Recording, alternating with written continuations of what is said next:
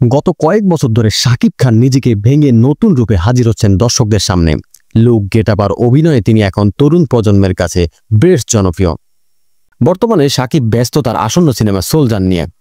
এরই মধ্যে নতুন খবর হলো, তার পরবর্তী সিনেমার নায়িকা হিসেবে দেখা যেতে পারে পাকিস্তানের জনপ্রিয় অভিনেত্রী হানিয়া আমিরকে। শাকিব খান নিজেই এই খবর নিশ্চিত করেছেন। সম্প্রতি কন্টেন্ট ক্রিয়েটর রাফসান দা ছোট ভাইয়ের সঙ্গে একটি ভিডিওতে শাকিব খান বলেন, তোমার অনেকগুলো ব্লগ দেখলাম আমার ভবিষ্যৎ হিরোইনের সঙ্গে। এরপর পাশ থেকে একজন জানতে চাইলে শাকিব খান উত্তর দেন, একটা সিনেমার জন্য কথা হচ্ছে তার সঙ্গে। এই খবরে শাকিব ভক্তদের মনে রীতিমতো উন্মাদনা শুরু হয়ে গেছে। সোশ্যাল মিডিয়াতে চলছে আলোচনা, তবে কোন সিনেমা হানিয়াকে দেখা যাবে তা এখনো পরিষ্কার করেননি শাকিব।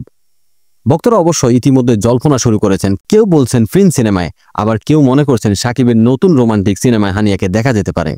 প্রসঙ্গত, সোলজারের শুটিং শেষ করে শাকিব খান ডিসেম্বরে ফ্রিন্স সিনেমার শুটিং শুরু করবেন।